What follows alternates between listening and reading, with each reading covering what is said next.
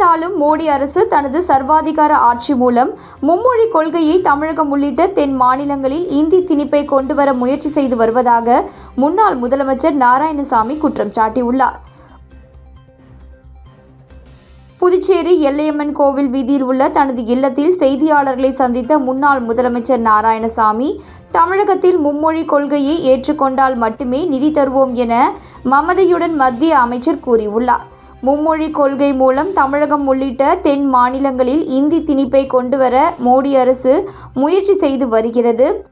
மோடி அரசு ஏதோச்சி அதிகாரம் சர்வாதிகார ஆட்சியை நடத்துகிறது. இதனால் தமிழ் மக்கள் கொதித்தெழுந்துள்ளனர். தமிழக அரசு மும்மொழி கொள்கையை எதிர்க்கிறது. ஆனால் புதுச்சேரி அரசு இதை ஏற்றுக்கொண்டுள்ளது என குற்றம் சாட்டினார். தானாம்பாளையம் பள்ளி சிறுமி பாலியல் வன்கொடுமை செய்யப்பட்ட வழக்கில் அரசு மெத்தனமாக செயல்படுகிறது.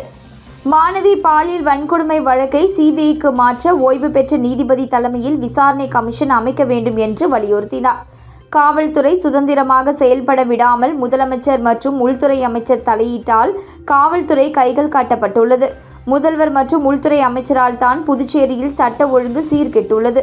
2026ஆம் ஆண்டு சட்டமன்ற தேர்தலில் காங்கிரஸ் ஓடும் வண்டியா ஓடாத வண்டியா என தெரியும் என தெரிவித்தார். புதுச்சேரியில் மேம்பாலம் மற்றும் சாலை விரிவாக்க பணிகளுக்கு 1000 கோடி ரூபாய் நிதி அளிப்பதாக மத்திய அமைச்சர் நிதின் கட்கரி அலுவலகம் சார்பில் புதுவை முதல்வர் ரங்கசாமிக்கு கடிதம் அனுப்பப்பட்டுள்ளது. புதுச்சேரி ராஜீவ்காந்தி சிலை சதுக்கம் முதல் இந்திரா காந்தி சிலை சதுக்கம் வரையிலான சாலையில் மேம்பாலம் அமைத்தல், புதுச்சேரி மரப்பாலம் முதல் கடலூர் வரையில் சாலை விரிவாக்கம் ஆகியவற்றிற்கு மத்திய அரசிடம் நிதி கோரி புதுவை அரசு சார்பில் மனு அளிக்கப்பட்டது. தற்பொழுது மத்திய சாலை போக்குவரத்து மற்றும் நெடுஞ்சாலைத்துறை அமைச்சர் நிதின் கட்கரி அலுவலகத்திலிருந்து புதுச்சேரி முதல்வர் ரங்கசாமிக்கு கடிதம் அனுப்பி வைக்கப்பட்டுள்ளது. அதில் ராஜீவ்காந்தி சிலை சதுக்கம் முதல் இந்திரா காந்தி சிலை சதுக்கம் வரையிலான மேம்பாலம் 4 வழி சாலைக்கு ஏற்ப அமைக்கவும், கடலூர் சாலையை 20 கிலோமீட்டர் வரை சீரமைக்கவும் 1000 கோடி ரூபாய் நிதி அளிக்க உறுதியளிப்பதாக குறிப்பிடப்பட்டுள்ளது என அதிகாரிகள் தெரிவித்தனர். மேம்பாலம் சாலை பணிகளை வரும் ஏப்ரலில் தொடங்கும் வகையில் நில ஆர்ஜிதம், ஒப்பந்தம் கோரல் உள்ளிட்டவற்றை முடிக்கவும் மத்திய அமைச்சகத்தால் அறிவுறுத்தப்பட்டுள்ளதாகவும் அதிகாரிகள் தெரிவித்தனர்.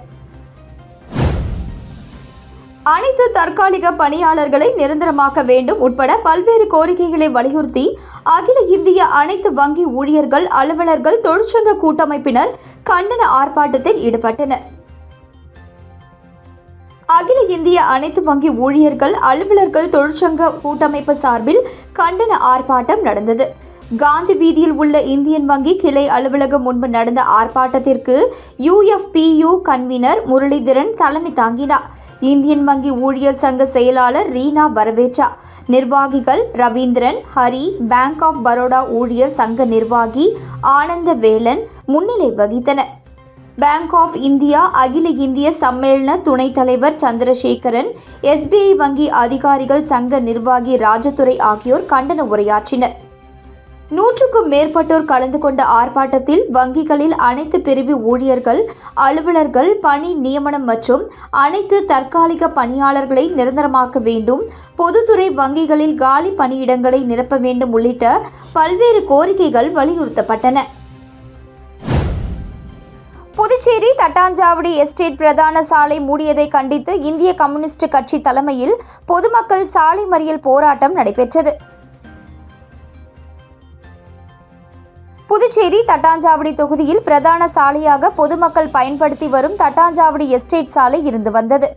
இந்த சாலை வழியாக வேலைக்கு செல்லும் பொதுமக்கள், குறிப்பாக பெண்கள் என ஆயிரக்கணக்கான பொதுமக்கள் தினசரி இந்த சாலை வழியாக சென்று வருகிறார்கள். இந்த பகுதியில் அரசு அச்சகம், குடிமைப் பொருள் வழங்கல் துறை, கலால் துறை, வேளாண் துறை, கூட்டுறவு அரிசி ஆலை, பாசிக், பாப்ஸ்கோ, ஒழுங்குமுறை விற்பனை கூடம், கட்டிட நல வாரியம், பான்டெக்ஸ், டிக், மின்துறை அலுவலகம், தொழில்பேட்டையில் இயங்கக்கூடிய பல்வேறு விதமான தொழிற்சாலைகள் இருந்து வருகிறது. இந்த அலுவலகத்திற்கு வந்து செல்லக்கூடிய பிரதான தொழில்பேட்டை வழியாக காவல்துறை மூடி பெரும் போக்குவரத்து இடையூறு ஏற்படுத்தி வருகிறார்கள். இதனை காவல்துறை உடனடியாக திறக்க வலியுறுத்தி கம்யூனிஸ்ட் கட்சி சார்பில் கிழக்கு கடற்கரை சாலையில் அமர்ந்து சாலை மறியல் போராட்டத்தில் ஈடுபட்டனர். இது குறித்து தகவல் அறிந்து சம்பவ இடத்திற்கு வந்த போலீசார் மறியலில் ஈடுபட்ட போராட்டக்காரர்களிடம் சமாதான பேச்சு நடத்தினர். இதனை அடுத்து அடைக்கப்பட்ட பிரதான வழி திறக்கப்படும் என்று போலீசார் உறுதியளித்ததின் பேரில் போராட்டத்தை கைவிட்டு கம்யூனிஸ்ட் கட்சியினர் அங்கிருந்து கலைந்து சென்றனர்.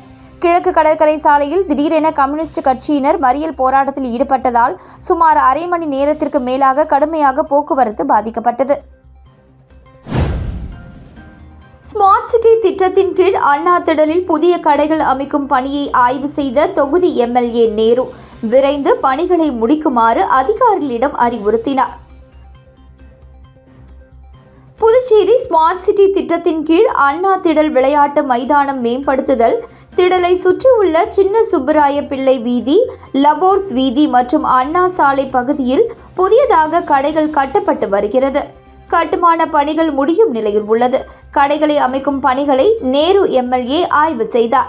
கடைகள் அமைக்கும் பணியினை எம்எல்ஏ நேரு ஆய்வு செய்தார். அப்பொழுது பணிகளை விரைந்து முடித்து திட்டமிட்டபடி முன்பு கடை நடத்தியவருக்கே மீண்டும் கடைகளை ஒப்படைக்க வேண்டும் என அதிகாரிகளை கேட்டுக்கொண்டார். ஆய்வின் போது நகராட்சி ஆணையர் கந்தசாமி, ஸ்மார்ட் சிட்டி திட்ட தொழில்நுட்ப அதிகாரி ரவிச்சந்திரன் உட்பட பலர் இருந்தனர்.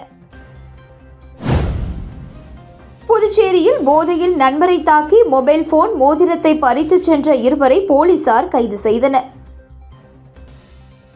சுல்தான்பேட்டையை சேர்ந்தவர் சபீர். இவரது நண்பர்கள் வில்லியனூர் அருகே உள்ள தமிழக பகுதியான வாழப்பட்டாம்பாளையம் கிராமத்தை சேர்ந்த ஞானவேல், மதன்குமார் மூவரும் நேற்று முன்தினம் இரவு பெரம்பை சுடுகாடு பகுதியில் மது அருந்தினர். போதையில் ஞானவேல் மற்றும் மதன்குமார் ஆகியோர் சபீரை தாக்கி அவரிடம் இருந்த 1 லட்சம் ரூபாய் மதிப்பிலான ஐபோன், மோதிரத்தை பறித்து கொண்டு தப்பிச் சென்றனர். இது குறித்து சபீர் வில்லியனூர் போலீசில் புகார் அளித்தார். அதன் பேரில் சப் இன்ஸ்பெக்டர் சரண்யா வழக்கு பதிவு செய்து மதன்குமார் மற்றும் ஞானவேல் ஆகியோரை கைது செய்தனர். போன் மற்றும் மோதிரத்தை பறிமுதல் செய்தனர். இருவரையும் நீதிமன்றத்தில் ஆஜர்படுத்தி சிறையில் அடைத்தனர். இந்தியா கூட்டணி மட்டுமல்ல, எந்த கூட்டணி வந்தாலும் 2026 எடப்பாடியார் முதலமைச்சராவதை யாராலையும் தடுக்க முடியாது என புதுச்சேரி அதிமுக மாநில செயலாளர் அன்பழகன் சவால் விடுத்துள்ளார்.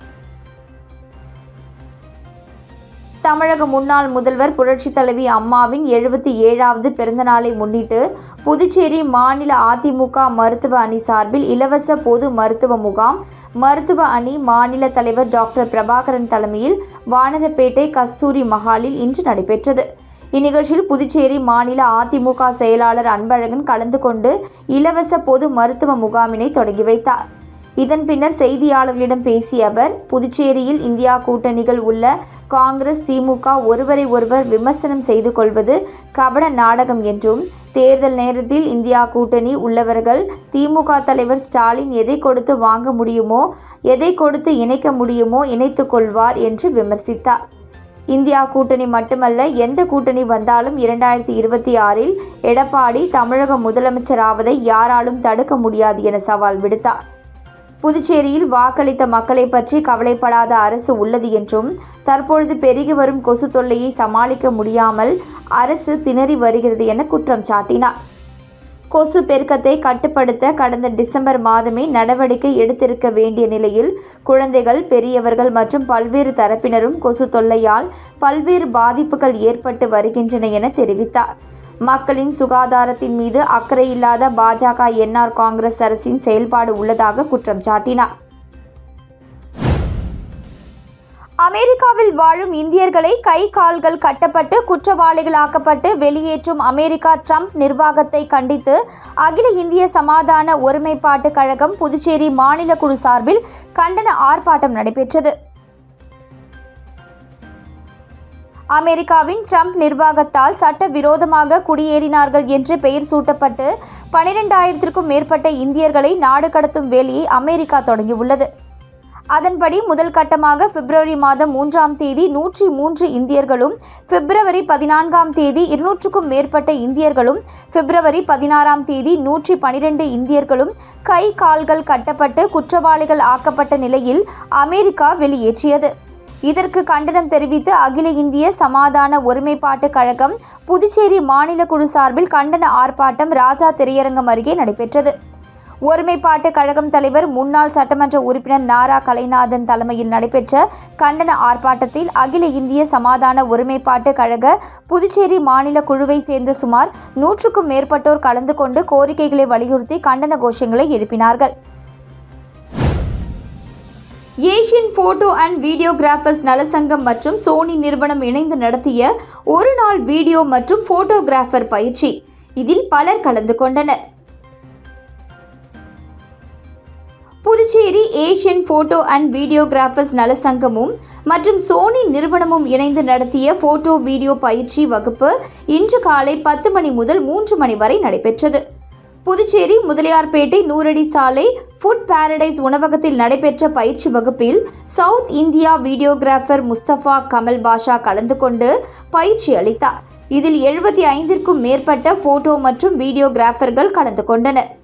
சோனி பயிற்சி வகுப்பில் கலந்து கொண்ட தலைவர் மாரிமுத்து, செயலாளர் ரஞ்சித் என்கிற ராஜ்குமார், பொருளாளர் பிலிப் மற்றும் துணைத் தலைவர்கள், இணை செயலாளர்கள், செயற்குழு உறுப்பினர்கள், பொதுஜன தொடர்பாளர்கள் மற்றும் உறுப்பினர்கள் இதில் கலந்து கொண்டனர்.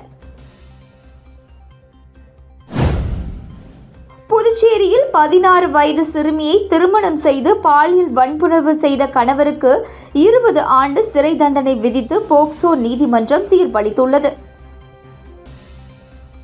விழுப்புரம் மாவட்டம் விக்கிரவாண்டி கயத்தூர் கிராமத்தை சேர்ந்தவர் ஜானகிராமன். விவசாயி ஆன இவருக்கும் புதுச்சேரியை சேர்ந்த பெண்ணிற்கும் கடந்த 2019ஆம் ஆண்டு இரு வீட்டார் சம்மதத்துடன் திருமணம் நடந்தது. அதன் பிறகு மணப்பெண்ணை ஜானகிராமன் மற்றும் அவரது குடும்பத்தினர் துன்புறுத்தியுள்ளனர். இது குறித்த புகாரின் பேரில் திருக்கனூர் போலீசார் விசாரணை செய்தனர். அதில் புகார் அளித்த பெண் 16 வயது சிறுமி என்பதும் குழந்தை திருமணம் செய்து குடும்பம் நடத்தியது தெரிய வந்தது. அதன் பேரில் ஜானகிராமன், அவரது தந்தை கிருஷ்ணமூர்த்தி, தாய் லக்ஷ்மி, சிறுமியின் சித்தி தனலட்சுமி, தந்தை வீரபத்ரசாமி ஆகியோரை கைது செய்து அவர்கள் மீது புதுச்சேரி போக்சோ விரைவு நீதிமன்றத்தில் குழந்தை திருமணம் மற்றும் பாலியல் பலாத்காரம் பிரிவுகளில் வழக்கு தொடர்ந்தனர். இவ்வழக்கில் அரசு தரப்பில் சிறப்பு வழக்கறிஞர் பச்சையப்பன் ஆஜரானார். வழக்கை விசாரித்த நீதிபதி சுமதி ஜானகிராமனுக்கும் போக்சோ பிரிவில் 20 ஆண்டு சிறை தண்டனை மற்றும் 20,000 ரூபாய் அபராதம் விதித்து தீர்ப்பு வழங்கினர். மேலும் திருமணம் நடத்தி வைத்த தனலட்சுமி, கிருஷ்ணமூர்த்தி, லக்ஷ்மி, வீரபத்ரசாமி ஆகியோருக்கு குழந்தை திருமண தடை சட்டத்தின் கீழ் தலா 2 ஆண்டுகள் சிறை தண்டனை மற்றும் 10,000 ரூபாய் அபராதமும் விதித்து உத்தரவிட்டார். புதுச்சேரியில் இரவு நேரங்களில் ரோந்து பணிகளை தீவிரப்படுத்த டிஐஜி சத்யசுந்தரம் போலீசாருக்கு உத்தரவிட்டுள்ளார். புதுச்சேரியில் உள்ள அனைத்து காவல் நிலையங்களிலும் இன்று மக்கள் குறைதீர்வு முகாம் நடைபெற்றது. குறிப்பாக முத்தியால்பேட்டை காவல் நிலையத்தில் நடைபெற்ற குறைதீர்வு முகாமில் DIG Sathyasundaram, senior SP Kalaivanan ஆகியோர் கலந்து கொண்டு இன்ஸ்பெக்டர் தனசேகர் முன்னிலையில் மக்களின் குறைகளை கேட்டறிந்தனர். மேலும் இரவு நேரங்களில் ரோந்து பணிகளை தீவிரப்படுத்த டிஐஜி சத்யசுந்தரம் போலீசாருக்கு உத்தரவிட்டார். புதுச்சேரியில் உள்ள பொது சேவை மையங்கள் வாயிலாக 172 அரசு துறை சேவைகள் வழங்க முடிவு செய்யப்பட்டுள்ளது. முதற்கட்டமாக ரேஷன் கடைகளில் உள்ளிட்ட 55 அரசு சேவை வழங்க ஏற்பாடு செய்யப்பட்டுள்ளது. புதுச்சேரி மாநிலத்தில் பொது சேவை மையங்கள் ஆரம்பிக்கப்பட்ட போது 77 அரசு துறை சேவைகள் வழங்கப்படும் என அறிவிக்கப்பட்டது. இருப்பினும் பட்டா, புலம்பட நகல், வில்லங்கம், பிறப்பு, இறப்பு உள்ளிட்ட 5 சேவைகள் மட்டுமே வழங்கப்பட்டு வருகின்றன. இதனால் மீண்டும் அரசு துறைகளுக்கு பொதுமக்கள் நாடி செல்கின்றனர். கூட்டமும் பல்வேறு அரசு துறைகளில் அலைமோதுகிறது. இதன் காரணமாக புதுச்சேரியில் உள்ள பொது சேவை மையங்கள் வாயிலாக கூடுதலாக 172 அரசு துறை சேவைகள் வழங்க முடிவு செய்யப்பட்டுள்ளது. முதற்கட்டமாக 55 அரசு சேவைகள் விரைவில் பொது சேவை மையங்கள் மூலமாக பொதுமக்களுக்கு வழங்க முடிவு செய்யப்பட்டுள்ளது. இதில் ரேஷன் கார்டு பெயர் நீக்கம், பெயர் சேர்த்தல் உள்ளிட்ட 9 சேவைகளும், சமூக நலத்துறையின் 2 சேவைகளுக்கான அனைத்து தணிக்கையும் முடிந்து தயாராக உள்ளது. மீதமுள்ள அரசு துறைகளில் சேவைகளை பொது சேவை மையங்கள் மூலம் வழங்குவதற்கான பணிகள் தகவல் தொழில்நுட்பத்துறை அனைத்து துறைகளை தொடர்பு கொண்டு முடுக்கிவிடப்பட்டுள்ளது.